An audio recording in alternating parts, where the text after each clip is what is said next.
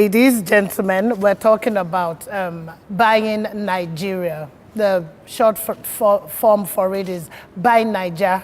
Has anybody heard that term, buy Naija?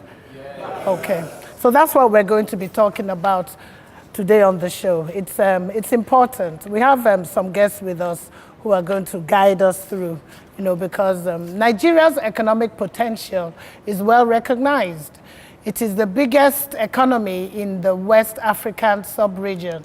Given the country's considerable resource endowment and coastal location, there is potential for strong growth.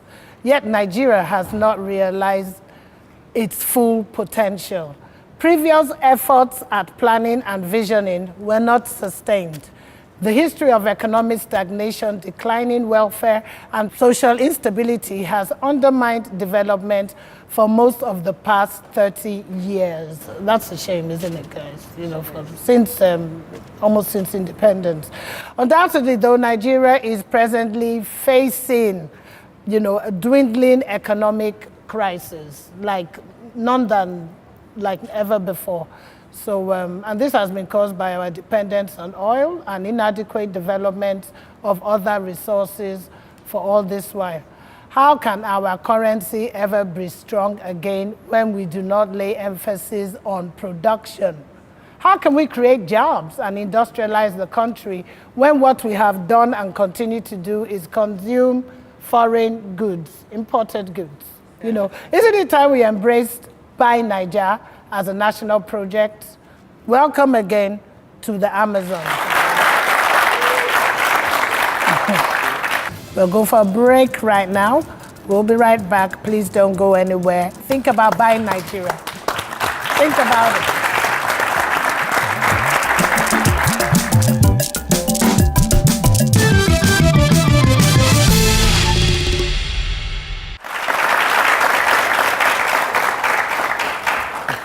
Thanks for coming right back. We're talking Buy Naija, buying Nigeria on Amazon's today. As usual, I have again Silo and Aisha. Aisha, you mentioned the point just now about quality.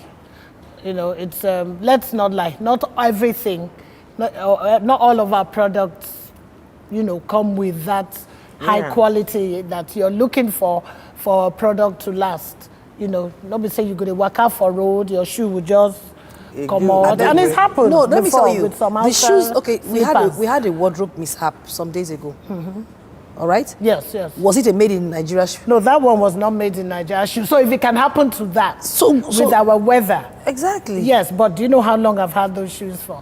That's a topic for discussion for another day. No, seriously. No, because the quality control is important. Yes, it is. It's important. It's important. Our industries have to be revived.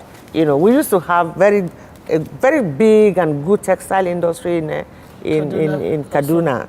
I'm not sure that... they said they're going to revive it. But there are a few other ones around here, People these days don't...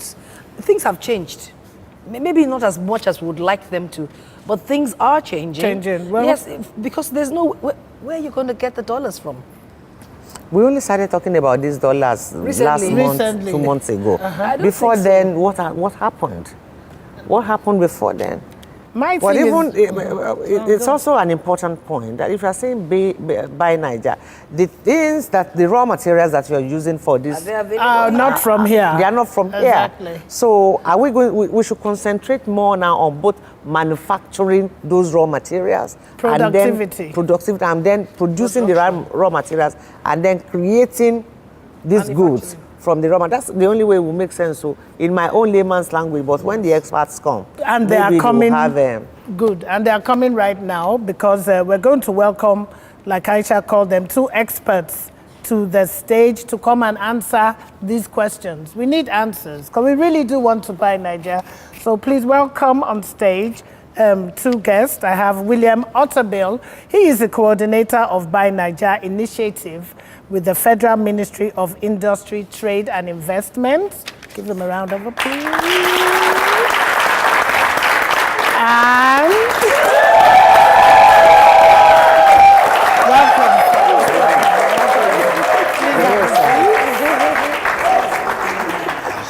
And Mr. Dr. Femi Fadino, who is the founder and CEO of the Beyond Book Foundation.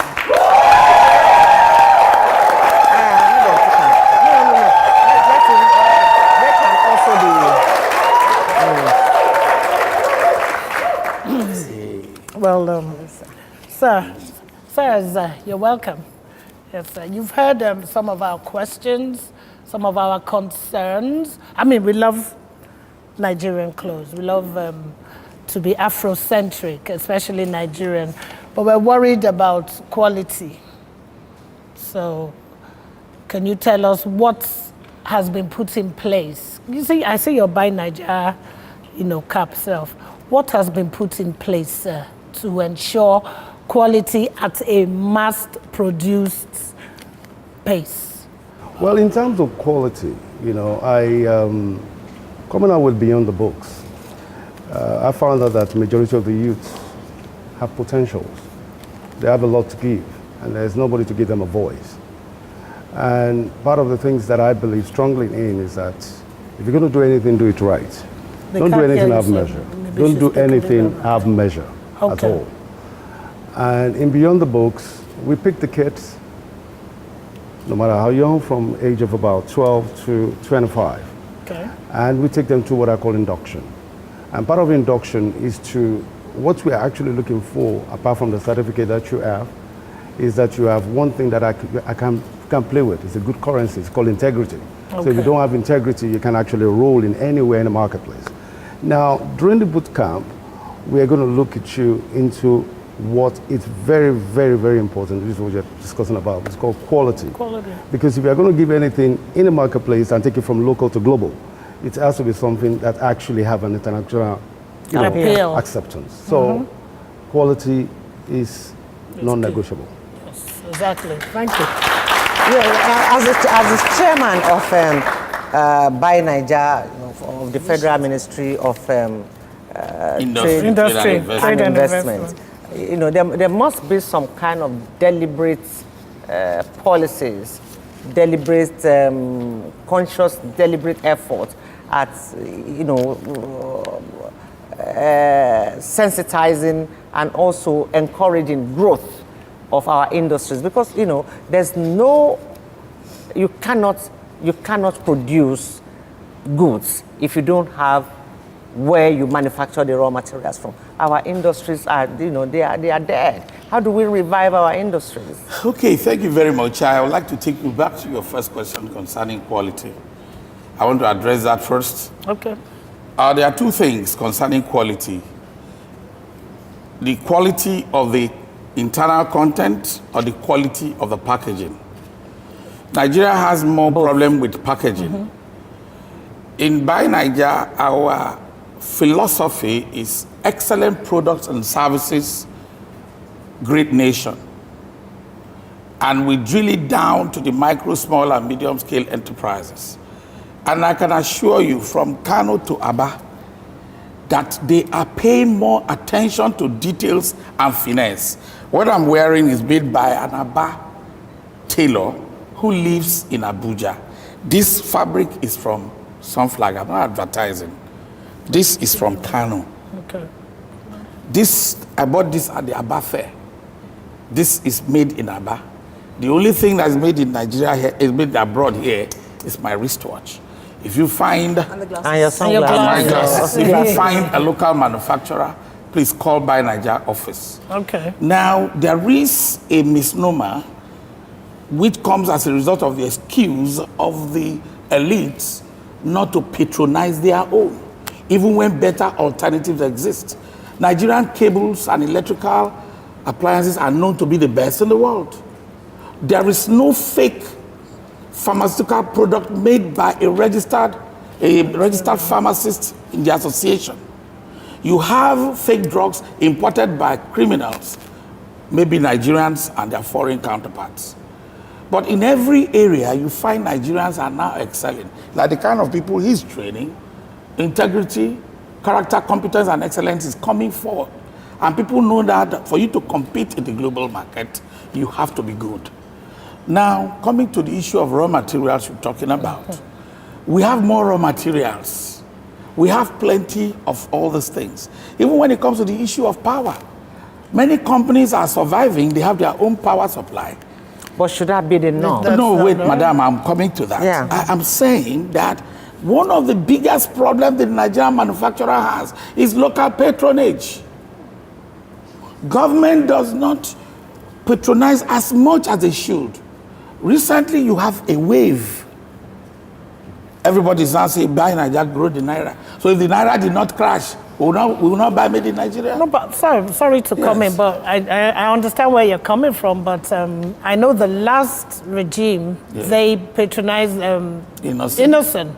And I know some state governments did. And we are asking, why hasn't this one done so thus far? And we're still talking about bulletproof cars, and you know, why is that? What I'm trying to tell you is that government patronize innocent. But when you look on the streets of Nigeria, how many cars are made in Nigeria? When you look at the garage of a typical elite, how many are made in Nigeria? Look at your wardrobe. What is the local content of your wardrobe? What is the local content of your kitchen chain? What is the local content of your wardrobe? You see what I mean? There are a lot of questions here that our lovely gentlemen here from Commerce and Trade and Industry and Mr. Fadina are going to answer for us. So don't go anywhere. We'll be back in a minute.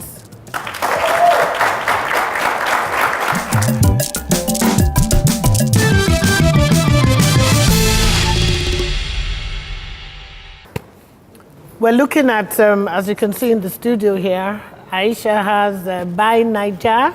We're talking Buy Naija. I have a first wax Buy Naija, lovely green fabric. Silo. We have This will interest the crowd. The jersey. So before we went on breaks, we were talking about creating an enabling environment, a hub. Because I think the advantage China has over, these are beautiful things, is that they can mass produce these in no time at all. Why, you know, how many of these, where is this from, first of all? This is from Kano. Okay. African Textile Mill in Kano, one of the survivors. Many industries many of them have died. But they have stock, no patronage. That's the truth.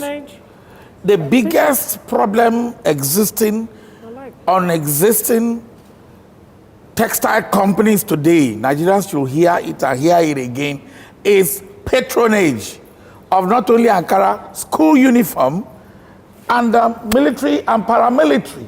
This is made in Ikeja, Oba Akran. Here. Oba Akran.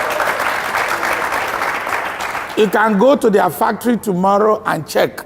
We are not advertising anybody, but these people are bleeding in their heart. This is top quality military and paramilitary uniforms. And doesn't fade? It doesn't fade. This is sewn by Crown Natures. That's They right. got their material from here. Those boots, they are made in Kubwa Express Road by an Indian woman. Wow. Smart Fit shoes. Yes. Those shoes you see, if you touch them, they are the old cortina you used to wear. Yes. This is stronger. If you go to Alade Market, you buy this for about 13,000. How much? This is just 5K. And how much are these fabrics? 3,000 Naira. 3,000 Max. Naira. But I was trying to say some things that 3,000, it looks nice. Quality feels really soft against the skin. I tried it. But I can buy fabric, the Ankara for 1,800. They have lower cotton content. You have Ankara of 1.8 from China. You have Ankara of 2,000. You have Ankara of 5,000. You have Ankara imported of 120,000 Naira. And the elites, they buy it. 120,000 Ankara. Yes. Oh, yes, madam. When they stone it. So and Solandis and all of that. It's a matter of choice. every Nigerian can easily afford an Ankara of 6 yards for 3,000 naira. Especially when you know it doesn't fade. It doesn't fade. Yeah. It doesn't. If it fades, call us. Yes, Do we why have not? will you take it back? No. We are going to sanction that person because I also happen to be the chairman of the local patronage subcommittee of the National Cotton, Textile and Garment Policy Implementation Committee. I'm also the chairman of the communication subcommittee. So we will take it strongly from even the committee level because we cannot be defending you and you are offending the people we are luring to buy your products. Okay, So we take it very strongly. beyond fabrics, beyond t-shirts, beyond boots, what else? We have made in Naija. I could not bring soft drinks. I could not bring packaged bean powder, dried onions, liquid soap, perfumes. I could not bring other little things and big things that they do. I couldn't bring an innocent vehicle. I've been riding an innocent vehicle for 3 years, unbroken. I have never driven a single imported vehicle since 2013. Yes. I had to abandon all my imported cars to face the campaign, and we have been yabbing everybody, check your garage. I know people who have garage worth 1.5 billion. Yes, Look at what our brother here is doing. Yes, of course. What challenge? Well, that brings me to the question. What challenges are you facing? Well, I won't call it a challenge, really. I want to ride on what you were discussing before. I think it's a misplaced priority. I think we have a misplaced priority. I have kids. You know, my wife wanted my kids to go through good school, and of course she said BIS. And the first thing I said, if I pay this amount of money to BIS, they better give me good results, and they better come with a good character. Now, with this product that you have here, wonderful, extremely good product, kids can actually turn it into, I'm talking about the Ankara, They generate value. you know, it will generate a lot of value. What I'm wearing now, I used to have a fabric made by a wonderful guy in Lagos, and he was charging me 5,000. And I took the same thing to a guy in Ota, and he made it for 2,000. And I asked myself, this is 2,000. I don't need to prove it to nobody. Yes. Because if you don't like me the way I am, then you have a problem, I don't. Yeah, sure. So, how do I get funding? Part of the thing I was talking to my friend earlier, I said, look, I want to leave a legacy. Enough of us going and making good wealth and thinking that that is what makes a person. Now, a man who is more wealthy is a man who's looking after his own friends and those who are leaving something, you know, like a duplication. I believe strongly that most of our kids today will become a better tomorrow if we change the fabric of what we're doing right now. Because what we're doing right now is actually loading these kids with a false mindset and believing that wealth is all in all. Wealth is not all in all. Wealth is the way you actually produce good mind and idea that generate into something big. I get my funding through my friends. I have friends that I actually sold the ideas to during the campaign, and we come together.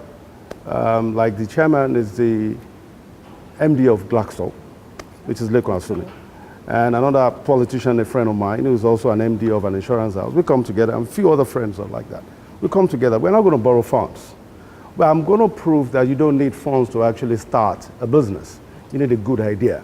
And if you need a good idea, you need to now sell your idea to people who I call evangelists, ideas evangelists. They believe in your ideas. They buy into your ideas. And if they invest into your ideas, what you need to do, they will run the cost of the idea. We started in November. We have 100 kids. And I told them, I said, out of these 100 kids, I won't get more than 5. They said, how will I do it? By the time we go through induction, their character will prove who we want to fund. By the time they go through the boot camp, they are falling down to about 10 out of 100 to 10. Because the character is what we're looking for. I won't give you 20,000 naira or 5 million naira or 10 million naira, knowing fully well that your character is in question. It's questionable. Okay, we're talking by Naija here. We'll be right back with another guest of ours who's going to tell us to buy Naija. See you in a minute.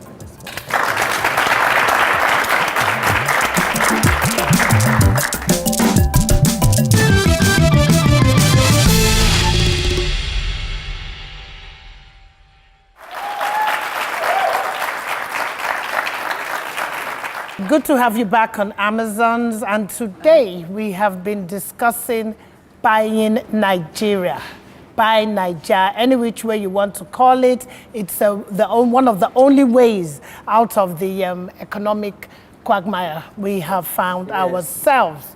So buy Nigeria. We're going to have somebody who I'd say is an expert, to try and put us through furthermore, and give a round of applause, please, to Dr. Ayo Teriba. Dr. Ayo Teriba is the former member, National Economic Intelligence Committee, and currently the CEO of Economics Associates. Dr. Ayo Teriba, please.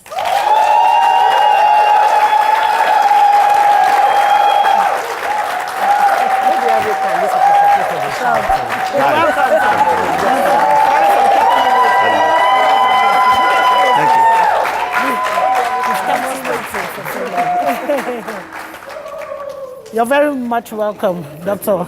Teriba. Dr. Teriba, please help us.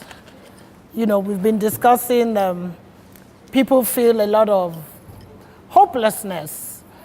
So what do we do, especially with regards to trade and investments? How do we steer the economic ship right now? Right. Year 2016. Nigerian economy facing an oil price of about $30 a barrel. Compared to 2 years ago, when the oil price was about $115. It's a big shock. Is it a shock, sir, or everybody else saw it coming, all the other world economies? I do not think anybody saw it coming 2 years ago. The decline was unexpected, it was sudden, and the reaction of some of the major producers has prolonged it. Okay. In the past, when you have low price like that, key producers will cut back on production. Like OPEC used to, cut down their quota. OPEC used to cut down their quota, but this time they preferred to keep increasing output in the hope that they could push newcomers in America out of the market. And so everybody keeps supplying and the price keeps going up. But the key for Nigeria is how to deal with a low oil price situation. Because we're a monolithic economy. Our only source of revenue for the past 52 years has been oil. So where do we go from here, sir? There are things we can do. The Nigerian situation is actually better than that of many other oil producers. If you compare Nigeria with Saudi Arabia, our economy is about $600 billion. Saudi Arabia's economy is about $750 billion. But while oil is 55% of the economy of Saudi Arabia, oil is only 10% of the Nigerian economy. So Nigeria has 90% of its economy non-oil. So we are not the economy is not monocultural. It's just that that's the main thing we export. And therefore, that's the main thing we had relied on for foreign exchange. And that's the main thing the government has relied on for revenue. So, unlike Saudi Arabia, that, doesn't, more than half of its economy is oil. Ours, 1/10 of our economy is oil. So we have opportunities, alternative opportunities that we should now develop. That is what we want you to tell us. The reason why many of Nigeria's non-oil activities are not been growing as much as they should. For example, agriculture could produce a lot more than they are currently producing. Manufacturing has actually declined. Nigeria used to manufacture more things in the past than now. And the government desires to see increased manufacturing, but that's not materializing. The reason why agriculture and manufacturing are not competitive in Nigeria, there are about 2 types of obstacles that if the government could remove those obstacles, manufacturing and agriculture will become competitive. What are those obstacles? 1, high transportation cost kills agriculture and it kills manufacturing. It is said that more than half of Nigeria's agric output simply rot in the farms. Because once the unit transport cost is higher than the unit market price, you won't move the goods to the market. They will rot there. And the same with manufacturing.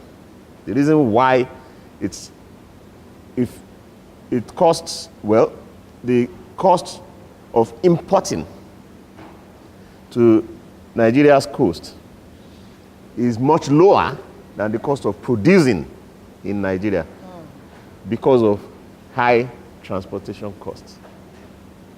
So if the government can intervene in Nigeria today moves goods by road, that's probably the most inefficient way to move goods, even to move people, but move goods. It will cost you much less to move goods by rail. So if rail works, more farm produce will get to the market. If you plant it, you should be able to get it to the market. More manufacturing activity will become competitive. When the colonial regime came to Nigeria, Nigeria did not have oil. All that Nigeria had, we haven't even found oil. We were to find oil maybe 60 years later. All that Nigeria had were the firms and the possibility of manufacturing and services. The first thing that the colonial regime built, we didn't have roads. They built a nationwide rail network. And that's what we have till now. Yes, we had footpaths. Which are broken down. We have footpaths and waterways. So they built a nationwide rail network. That was what stimulated the growth of the Nigerian economy.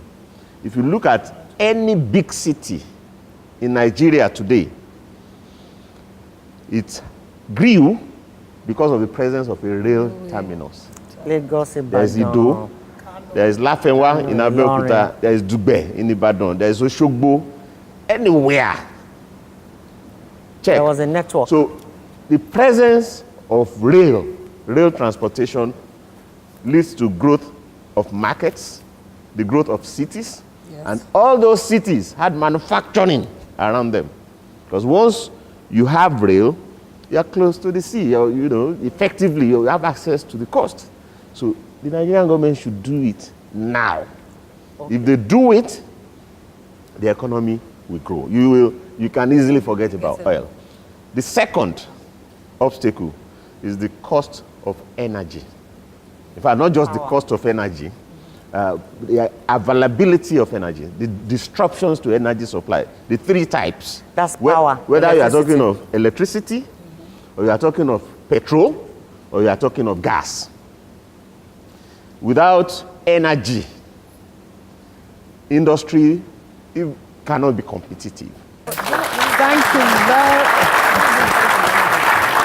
Well, you've heard us here at Amazon. Thank you, Dr. Teriba, very much. We hope the authorities who can make all of this happen are listening. We do need our railroads, not just for goods and services, but for we ourselves. Well, it will be until next week. We'll be back, and take care. God bless Amazon.